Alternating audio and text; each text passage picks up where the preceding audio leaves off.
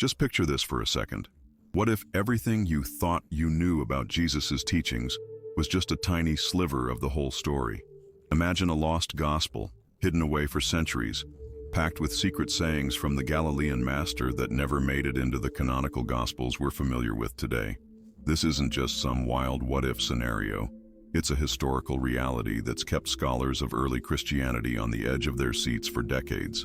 Today, we're diving deep into one of the most controversial and utterly fascinating texts from ancient Christian literature, the Gospel of Thomas, a document that has challenged traditional perceptions of Jesus' teachings ever since its rediscovery in the 20th century. Now, when we talk about the Gospel of Thomas, we're not talking about some modern fiction or contemporary theological musings. We're talking about a real, tangible text, penned on papyrus and preserved in the sands of the Egyptian desert for over 1,500 years. This gospel contains 114 sayings attributed to Jesus, many of which had never been recorded anywhere else. Some of these sayings are so radical, so profoundly different from what we've learned in traditional churches, that they've sparked intense debates among scholars, theologians, and believers worldwide. The story of how this text made its way to us reads like something straight out of an archaeological adventure novel. Back in December of 1945, near the town of Nag Hammadi in Upper Egypt, a local farmer named Muhammad Ali was digging for natural fertilizer when he stumbled upon a sealed clay jar. Inside that jar, carefully wrapped in leather, were 13 papyrus codices containing 52 different texts, including the complete Gospel of Thomas. This discovery, now famously known as the Nag Hammadi Library, would forever revolutionize our understanding of early Christianity and the sheer diversity of interpretations that existed about Jesus' teachings in the first few centuries of the Christian era. But here's the first unsettling question we have to ask ourselves. If this gospel contained authentic teachings of Jesus, as many scholars suggest it might, why was it left out of the official biblical canon? The answer to that question takes us straight into the heart of one of the most significant power struggles in early Christian history. A battle that determined not just which texts would be deemed sacred, but also which version of Jesus' message would be passed down to future generations. The Gospel of Thomas kicks off with a bold declaration that immediately flags its controversial nature. These are the secret sayings that the living Jesus spoke, and Didymus Judas Thomas wrote down. The word secret here doesn't necessarily imply something maliciously hidden, but rather esoteric teachings, profound knowledge that demands a special understanding to be interpreted correctly. This approach to Jesus' teachings sharply contrasted with the push towards institutionalization and uniform doctrine that characterized the emerging Orthodox Christianity of the 2nd and 3rd centuries. To fully grasp the importance and the controversy swirling around the Gospel of Thomas, we need to place it squarely within the historical context of early Christianity. For the first 300 years after Jesus' death, Christianity wasn't the monolithic, doctrinally uniform religion we know today. Instead, there were multiple streams, interpretations, and Christian communities holding diverse understandings of who Jesus was, what his core message entailed, and how his followers should live.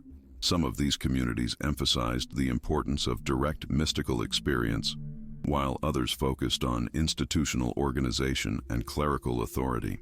If this content is hitting you as fascinatingly as it did me when I first started digging into these ancient texts, I'm going to ask you to go ahead and hit that subscribe button and ring the notification bell.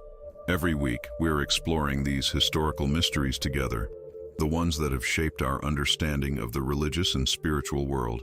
Your subscription seriously helps me keep researching and bringing you quality content on these topics that rarely get discussed elsewhere. The historical backdrop against which the Gospel of Thomas developed is crucial for understanding both its content and its eventual suppression.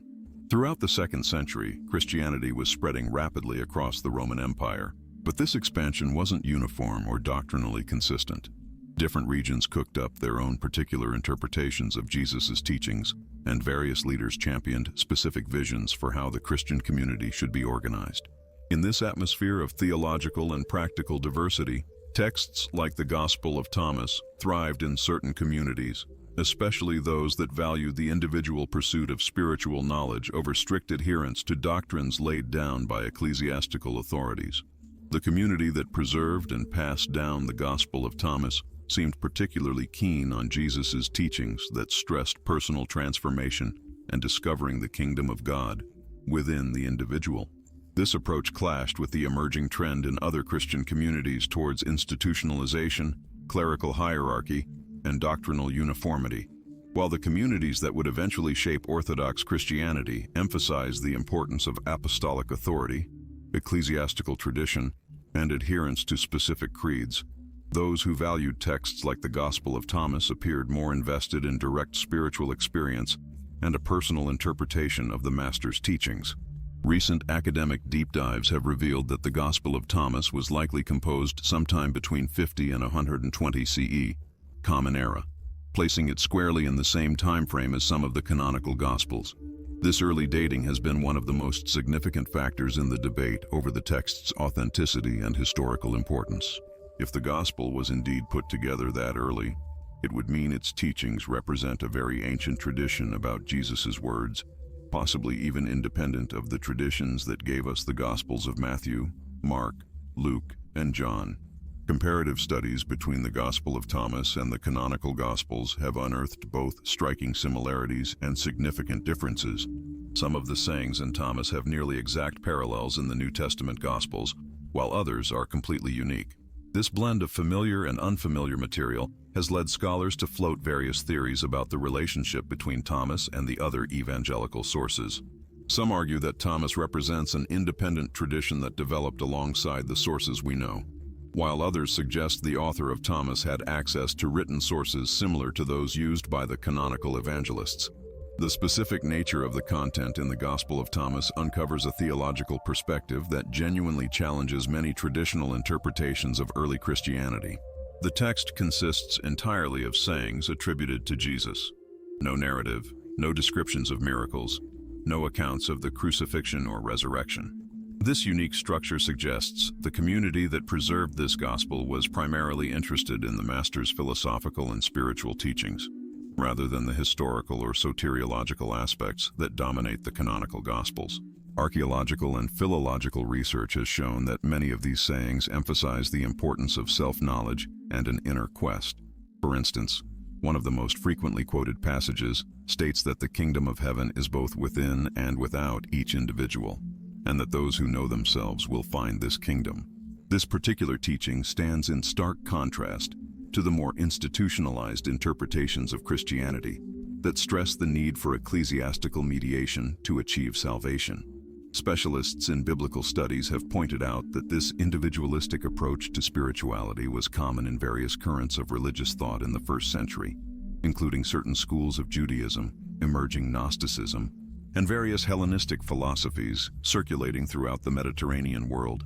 Comparative analyses between the teachings preserved in Thomas and those found in other early Christian texts reveal a fundamental tension between different visions regarding the nature of spiritual authority.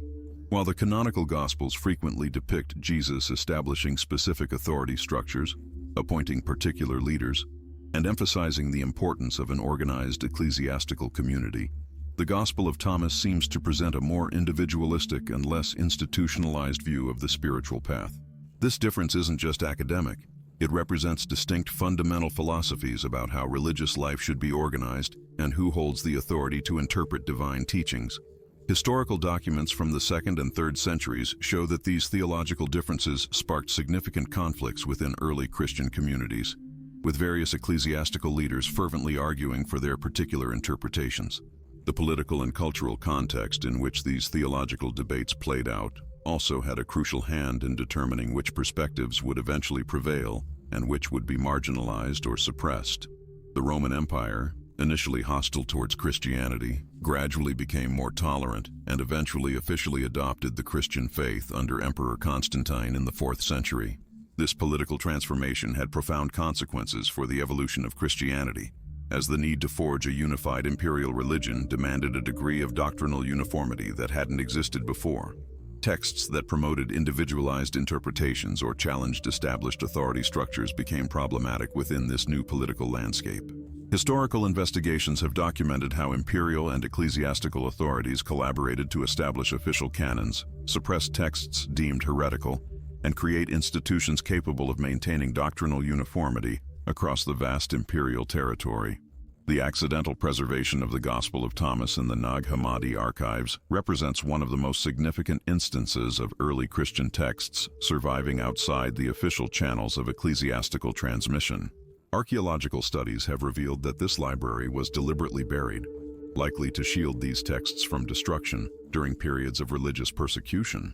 The international and diverse nature of the texts found at Nag Hammadi suggests that sophisticated networks of intellectual exchange existed among different Christian communities, even those holding divergent theological perspectives.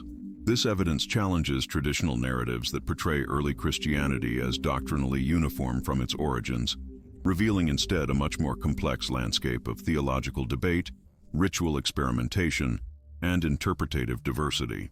Specialists in Christian history have argued that this diversity wasn't a sign of confusion or error, but rather a natural characteristic of any emerging religious movement that has to respond to different cultural contexts, spiritual needs, and intellectual challenges. The specific methodology used in the Gospel of Thomas to present Jesus' teachings also uncovers important aspects about the pedagogical and spiritual practices of the communities that preserved it. Unlike the narrative Gospels that contextualize teachings within specific historical events, Thomas presents the sayings as timeless declarations that demand active interpretation from the reader. This approach suggests a community that valued personal contemplation, intellectual debate, and the individualized application of spiritual principles over adherence to authoritative interpretations established by religious leaders. Literary analyses have shown that many of Thomas's sayings are deliberately constructed to provoke paradoxical reflection, challenge conventional assumptions, and stimulate deeper spiritual quests. This pedagogical technique was common in various wisdom traditions of the ancient world, including certain Greek philosophical schools, Jewish mystical traditions, and Eastern spiritual movements that also emphasize the importance of personal discovery of truth. If you really want to grasp the depth of these discoveries and how they've reshaped our understanding of early Christianity, make sure to subscribe to the channel and hit those notifications, because we'll be diving into even more lost texts that challenge established historical narratives. The evidence keeps piling up about the theological diversity of early Christianity, and every new archaeological find adds crucial pieces to this complex historical puzzle. The manuscript tradition of the Gospel of Thomas also offers valuable insights into how different communities adapted and tweaked sacred texts to meet their specific needs. Comparisons between the various surviving versions of the text reveal interesting variations in focus, language, and theological emphasis. These differences don't appear to be accidental copying errors, but rather deliberate adaptations reflecting the particular doctrinal concerns of the communities that produced them. Philological studies have identified layers of editing, suggesting that the text was continuously refined and updated to respond to contemporary theological debates and specific pastoral challenges. This evidence of ongoing textual evolution contradicts the notion that Christian sacred texts were permanently fixed from their original composition, revealing instead a dynamic process of doctrinal development that continued for several centuries. The specific mechanisms through which the Gospel of Thomas was gradually marginalized and eventually declared heretical reveal broader patterns about how power structures developed within institutional Christianity. Research has documented that this process wasn't instantaneous or uniform, but rather unfolded over several centuries through a combination of theological debates, political maneuvering, and social transformations that profoundly impacted the nature of the Christian movement. The earliest negative references to the text pop up in the writings of ecclesiastical leaders who were simultaneously consolidating their own authority and defining the boundaries of acceptable Christian orthodoxy. These leaders faced significant challenges in maintaining doctrinal unity across geographically dispersed communities that had developed distinct theological traditions based on different interpretations of Jesus' original teachings. The canonization process that eventually excluded texts like the Gospel of Thomas involved criteria that went way beyond purely theological or spiritual considerations. Studies have revealed that political factors, including the need to present a unified front to Roman authorities and the pressure to effectively compete with other popular religious traditions, significantly influenced the decisions about which texts would be included in the official canon. The institutional preference for narrative gospels that presented Jesus within specific, controllable historical contexts reflected a broader strategy to establish clerical authority over the interpretation of Christian teachings. Texts that emphasized direct spiritual experience and individual interpretation, like the Gospel of Thomas, posed potential challenges to this centralized authority because they suggested individual believers could access spiritual truth without institutional mediation. The social and cultural transformations of the Roman Empire also played significant roles in determining which forms of Christianity would survive and thrive. As Christianity began to gain official acceptance and eventually became the state religion, variants that emphasized doctrinal conformity and clear hierarchical structure were naturally favored over those that promoted interpretative diversity and decentralized spiritual authority. This shift towards formal institutionalization demanded texts and traditions that could be easily systematized, consistently taught, and used to maintain ecclesiastical discipline. The Gospel of Thomas, with its emphasis on enigmatic sayings that required personal contemplative interpretation, became increasingly incompatible with these emerging institutional needs. The communities that continued to use and preserve the Gospel of Thomas after its official marginalization developed sophisticated strategies to maintain their traditions while navigating increasingly hostile environments. Archaeological and textual evidence suggests that these groups adopted practices of ritual secrecy, complex literary codes, and clandestine communication networks that allowed them to preserve their sacred texts and continue their distinctive spiritual practices. The Gospel's preservation in remote monastic contexts, like the Nag Hammadi site in Egypt, reflects these survival strategies that enabled alternative Christian traditions to persist for centuries after being officially banned. These findings have revealed that the theological diversity of early Christianity didn't completely vanish with the establishment of official orthodoxy, but rather continued to exist in more discrete and marginalized forms. A detailed analysis of how the Gospel of Thomas's teachings were specifically interpreted and applied by the communities that used it provides invaluable insights into alternative forms of Christian spirituality that were eventually lost or suppressed. Specialists have pinpointed distinctive ritual practices, contemplative prayer methodologies, and approaches to communal life that differed significantly from the forms that became standard in mainstream Christianity. These differences weren't merely superficial variations in practice or ceremony. They reflected fundamental understandings. Sure, here's the story, rewritten for a U.S. audience by a local author, but markedly different takes on the nature of spiritual experience, the connection between the divine and humanity, and the ultimate aims of religious life. Communities that valued the Gospel of Thomas tended to emphasize individual transformation through direct knowledge, rather than salvation achieved by faith in external authorities or mediating institutions. The specific methodology of biblical interpretation employed by these communities also diverged sharply from the approaches that eventually became orthodox.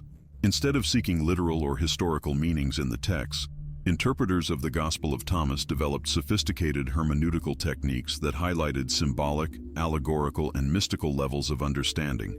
These techniques demanded extensive training in esoteric wisdom traditions, familiarity with complex symbolic systems, and capacities for deep contemplation that went far beyond basic literacy. The preservation of these interpretive methodologies within select, initiated circles fostered traditions of specialized knowledge that ran parallel to, yet separate from, the mainstream currents of Christian education and practice. Analysis of the commentaries and explanatory texts accompanying preserved copies of the Gospel of Thomas reveals surprisingly sophisticated theological and philosophical systems that integrated elements of Platonic philosophy, Jewish mysticism, and Eastern wisdom traditions into original and intricate syntheses. The implications of these discoveries for our understanding of early Christian intellectual history are profound and continue to ignite intense academic debates, particularly in hallowed halls from Cambridge to Berkeley. The evidence suggests that the marginalized communities that preserved texts like the Gospel of Thomas maintained traditions of theological scholarship and spiritual practice that, in some respects, were more sophisticated and philosophically developed than those that came to dominate official institutions. This revelation challenges long-held historical assumptions about intellectual progress within Christianity and hints that the marginalization of alternative traditions may have resulted in significant losses of spiritual and theological knowledge. The modern recovery of these texts has opened fresh avenues for grasping the richness and complexity of early Christian thought, But it has also created challenges for contemporary institutions, grappling with how to reconcile this historical evidence with traditional narratives about the development of Christian doctrine. The systematic patterns of transformation and distortion of the original teachings contained within the Gospel of Thomas reveal themselves across several centuries of Christian institutional development.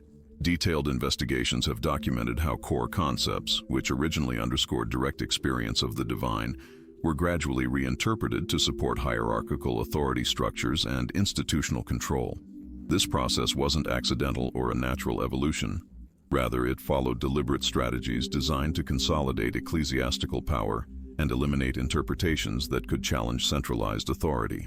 The specific mechanisms employed included recontextualizing original sayings, inserting interpretive comments that fundamentally altered meanings, and systematically suppressing complementary texts that offered essential hermeneutical keys for proper understanding.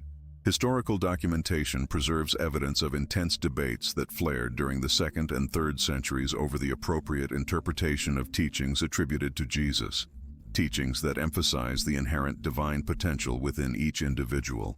Proponents of interpretations aligning with the Gospel of Thomas argued these teachings represented the authentic core of the Christian message, while advocates for institutional centralization maintained that such interpretations posed a danger to the unity and stability of Christian communities.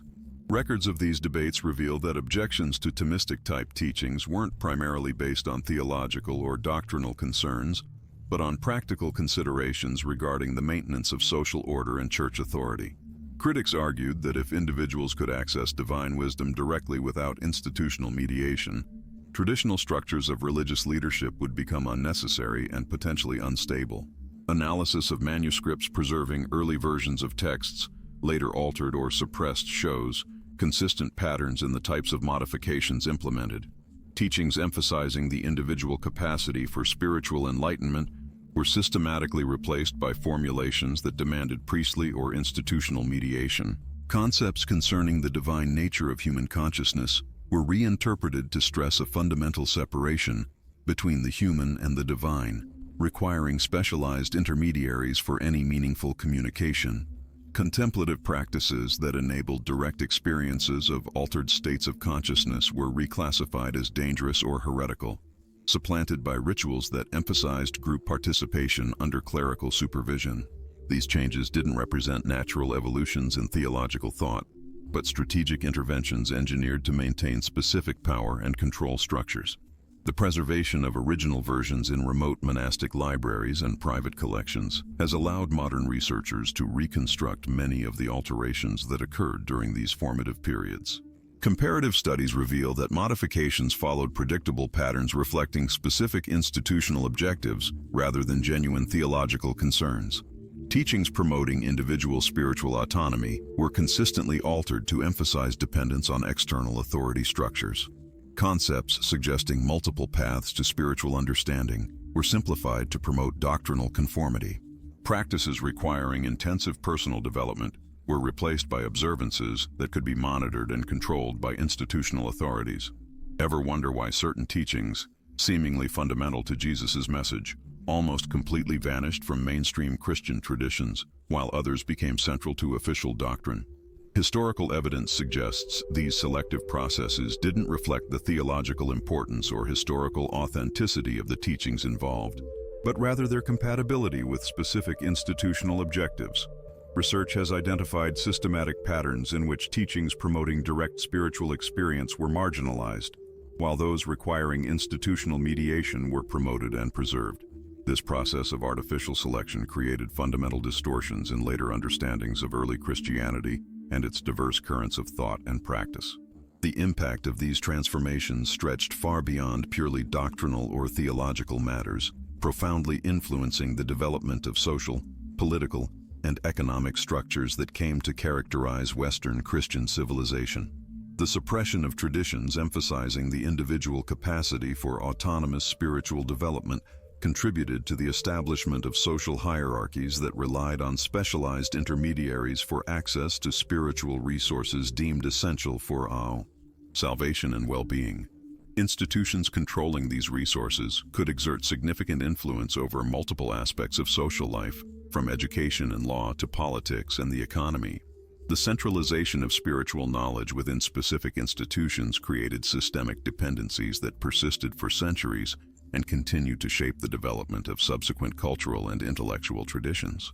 Modern analyses of recovered texts have revealed the intellectual and philosophical sophistication of many traditions that were marginalized during these processes of institutional consolidation. Communities that preserved teachings similar to those in the Gospel of Thomas developed thought systems that integrated advanced psychological, philosophical, and spiritual perspectives that, in many respects, anticipated developments in Western thought that wouldn't fully manifest in mainstream currents for centuries later.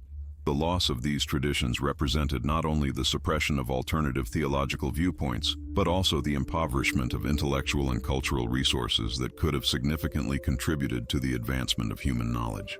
The contemporary recovery of this material has opened new possibilities for understanding the unfulfilled potential of wisdom, traditions systematically marginalized during formative periods of Western history. The most recent academic investigations have begun to reconstitute a more complete picture of the specific circumstances surrounding the suppression of texts like the Gospel of Thomas and the communities that preserved them. Studies have identified that during the 3rd and 4th centuries AD, coinciding with the process of Christianity's officialization within the Roman Empire, systematic campaigns were developed specifically targeting groups that maintained traditions of independent spiritual teaching. These campaigns weren't historical accidents or natural outcomes of doctrinal evolution.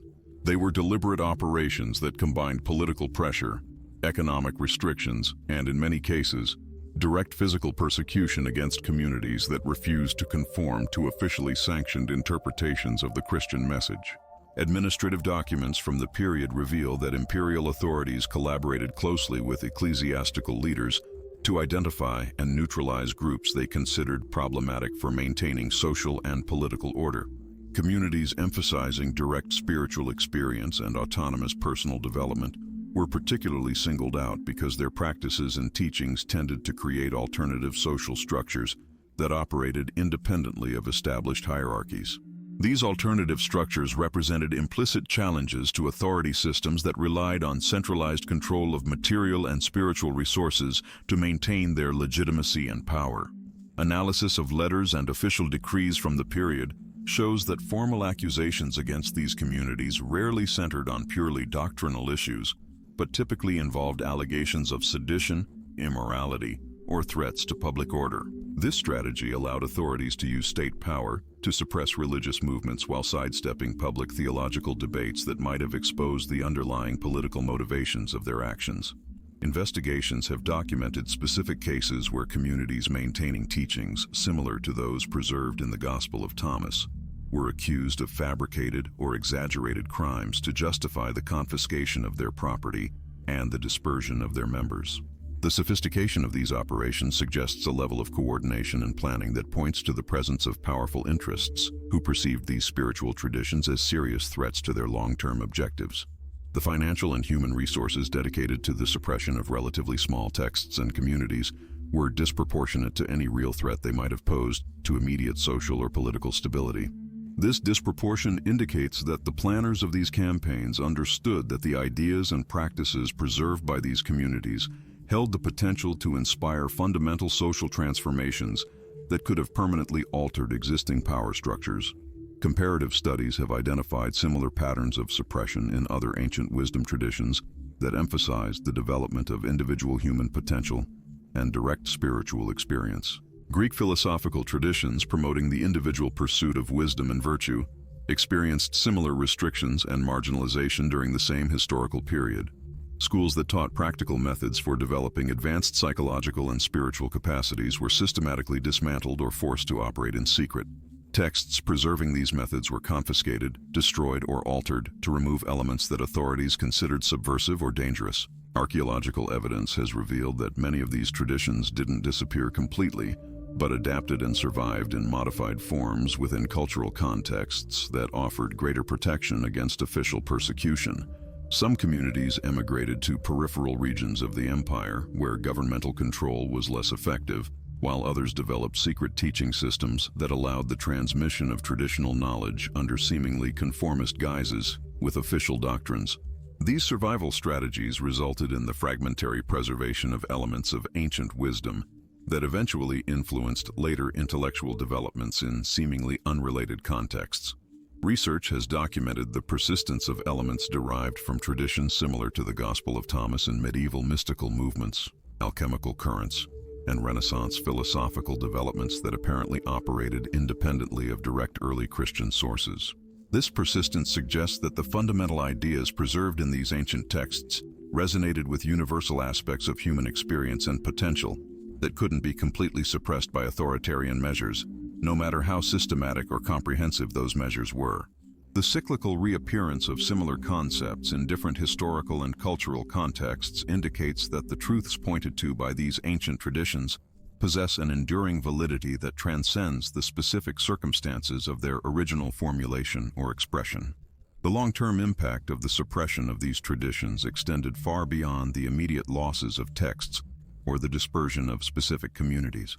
The systematic elimination of perspectives emphasizing the individual potential for spiritual and psychological transformation contributed to the establishment of collective mentalities that tended to externalize spiritual authority and minimize trust in internal capacities for discernment and development. These mentalities were reinforced for centuries by educational, social, and political institutions that relied on hierarchical structures for their effective functioning. The result was the creation of cultures that systematically underestimated human capacities for autonomous growth and direct spiritual experience. The contemporary recovery of the Gospel of Thomas and related texts has begun to reveal the sheer magnitude of what was lost during these historical processes of suppression. The methods of spiritual development preserved in these materials demonstrate levels of psychological sophistication that, in many respects, anticipated and surpassed modern developments in fields like transpersonal psychology, contemplative neuroscience, and consciousness studies. The integration of philosophical perspectives, contemplative practices, and empirical observation characteristic of these ancient traditions offers models for holistic approaches to human knowledge that could significantly contribute to solving contemporary problems in education, mental health, and personal development. Modern understanding of these historical processes of suppression has allowed researchers to develop more sophisticated methods for evaluating the real impact of texts like the Gospel of Thomas on the formation of Western thought. Comparative analyses between the teachings preserved in this gospel and later developments in philosophy, mysticism, and the behavioral sciences reveal previously unrecognized connections that suggest the existence of subterranean currents of influence that operated for centuries without official acknowledgement. These currents kept alive approaches to human knowledge and development that eventually resurfaced in seemingly independent contexts, demonstrating the inherent resilience of certain fundamental truths about the nature and potential of human consciousness. Investigations have documented how central elements of the perspective preserved in the Gospel of Thomas appear transformed, but recognizable in developments as diverse as medieval Hermetic philosophy, the contemplative methods of Sufism, the experimental approaches of Renaissance alchemists, and even in aspects of the modern scientific revolution that emphasized the importance of direct observation and empirical experience over traditional authority. Contemporary analysis of these historical patterns has revealed that the suppression of texts like the Gospel of Thomas did not eliminate the fundamental human needs that these materials aim to address. The pursuit of effective methods for personal development, the understanding of expanded states of consciousness, and the exploration of human potential continued to manifest in forms adapted to the changing circumstances of each historical era. Scholars have identified elements derived from traditions similar to the Gospel of Thomas in movements as seemingly disparate as the natural philosophy schools of the 12th century, the mystical currents that influenced figures like Meister Eckhart and Johannes Tauler, the developments in medicine and psychology that characterized the classical Islamic period, and even in aspects of the religious reform movements that emphasized direct personal experience over institutional mediation. This persistence across diverse cultural contexts suggests that the fundamental intuitions preserved in these ancient texts correspond to permanent aspects of the human experience that cannot be completely eliminated by external measures, no matter how systematic or comprehensive these measures may be. The reappearance of the Gospel of Thomas in the modern context has coincided with developments in multiple fields of knowledge that provide new frameworks for evaluating the validity and relevance of its teachings. Advances in contemplative neuroscience have begun to provide empirical bases for phenomena previously preserved in ancient texts that for centuries were dismissed as purely metaphorical or mystical. Research into brain plasticity, altered states of consciousness, and the neurophysiological effects of contemplative practices has demonstrated that many of the assertions regarding human potential found in traditions like the Gospel of Thomas possess measurable foundations in the biology of the brain and nervous system. These discoveries have begun to rehabilitate perspectives on human development that were marginalized for centuries as a result of historical processes of suppression that impacted traditions similar to the one preserved in this Gnostic gospel. Modern methodologies for the study of ancient texts have enabled more sophisticated analyses of the specific personal development techniques preserved in the Gospel of Thomas. Researchers have identified correlations between the methods described in this text and approaches independently developed in Asian contemplative traditions, indigenous American shamanic practices, and mental training systems developed in entirely secular contexts. These correlations suggest that the Gospel of Thomas preserves elements of knowledge concerning the functioning of human consciousness that transcends the cultural or religious particularities of its original context of formulation. The independent convergence of multiple traditions towards similar techniques and perspectives indicates that these methods correspond to universal aspects of human psychology that can be systematically developed regardless of the specific conceptual framework used for their articulation or implementation. The impact of these modern discoveries on our understanding of the Gospel of Thomas extends far beyond the academic or religious sphere. The implications for fields such as education, mental health, organizational development, and even social policy are considerable. The holistic approaches to human development preserved in texts like this Gospel offer alternatives to predominant methodologies that tend to fragment knowledge into separate specialties without effective integration between the intellectual, emotional, physical, and spiritual dimensions of human functioning. The implementation of perspectives derived from these ancient traditions has demonstrated effectiveness in contemporary contexts, as diverse as mindfulness-based stress reduction programs, educational methodologies that integrate contemplation and critical analysis, and therapeutic approaches that combine modern psychological insights with traditional contemplative techniques to produce results that surpass those achieved by purely conventional methods. The modern assessment of the Gospel of Thomas's specific assertions regarding the nature of reality and human potential has been facilitated by developments in fields such as quantum physics, cognitive sciences, and consciousness studies, which provide more sophisticated conceptual frameworks for interpreting claims previously considered purely mystical or metaphorical. Research into the nature of perception, the mechanisms of consensual reality construction, and the effects of different states of consciousness on the experience of reality has begun to provide scientific foundations for perspectives preserved in this text that for centuries were marginalized as incompatible with rational approaches to knowledge. Discoveries in these fields suggest that many of the Gospel of Thomas's seemingly paradoxical or counterintuitive assertions may reflect sophisticated understandings of aspects of reality that have only recently begun to be systematically explored through modern scientific methodologies. The contemporary integration of perspectives derived from the Gospel of Thomas with developments in multiple fields of knowledge has begun to produce innovative syntheses that combine the contemplative depth of ancient traditions with the methodological rigor of modern approaches. These developments suggest possibilities for the evolution of forms of knowledge that transcend the limitations of both purely traditional approaches and exclusively modern methodologies. The combination of contemplative techniques preserved in texts, like this Gospel with contemporary research tools, has demonstrated the capacity to yield insights into the nature of consciousness, the mechanisms of human suffering, and the possibilities for personal development that surpass what any individual approach could achieve independently. This convergence represents a practical recovery of aspects of human knowledge that were fragmented during the historical processes of suppression that impacted traditions like the one preserved in the Gospel of Thomas. The implications of these developments for understanding the history of early Christianity are equally significant. The academic rehabilitation of the Gospel of Thomas and related texts has begun to reveal the diversity and sophistication of early Christian traditions that were subsequently marginalized or eliminated during processes of institutional consolidation. This diversity suggests that early Christianity included currents of thought and practice that anticipated and in some respects surpassed subsequent developments in fields such as psychology, philosophy, and even aspects of the natural sciences. The loss of this diversity during processes of institutional orthodoxization represented not only the elimination of theological alternatives, but also the suppression of approaches to knowledge and human development that could have contributed significantly to Western cultural evolution had they been preserved and integrated rather than systematically eliminated. The contemporary reevaluation of these historical processes has begun to reveal patterns of suppression that extend far beyond the specific context of early Christianity.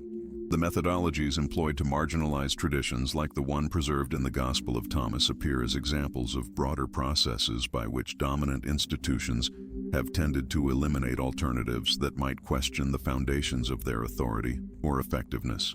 The study of these patterns has provided valuable insights into mechanisms by which societies tend to limit their own developmental potential by suppressing perspectives that could contribute to the expansion of human knowledge and capabilities.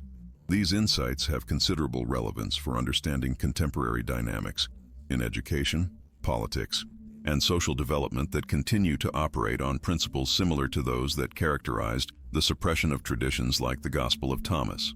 Modern analysis of the long-term consequences of the suppression of texts like the Gospel of Thomas has revealed considerable costs in terms of individual and collective human potential development. The systematic elimination of traditions that emphasized human capacities for autonomous transformation and direct spiritual experience contributed to the establishment of cultures dependent on external authorities for guidance in areas where individuals could have developed considerable internal competencies. This dependency was reinforced through educational, social, and political institutions that operated effectively under the premise that individuals require external supervision and direction rather than being capable of significant autonomous development. The result was the creation of civilizations that systematically underestimated and underutilized human capacities that texts like the Gospel of Thomas suggest are developable through appropriate methods of training and practice. The contemporary understanding of these historical costs has motivated efforts to recover and adapt valuable elements of suppressed traditions, including perspectives preserved in the Gospel of Thomas. These efforts have demonstrated that it is possible to integrate ancient insights with modern methodologies to produce approaches to human development that are both empirically grounded and practically effective. The results of these integration experiments suggest that the recovery of suppressed elements of human knowledge could contribute significantly to the resolution of contemporary problems in areas such as education, mental health, interpersonal relationships, and even environmental and social governance. The effectiveness of these contemporary applications provides retrospective validation for the assertions of the Gospel of Thomas regarding human potential, and suggests that its historical suppression represented a considerable loss for Western civilizational development.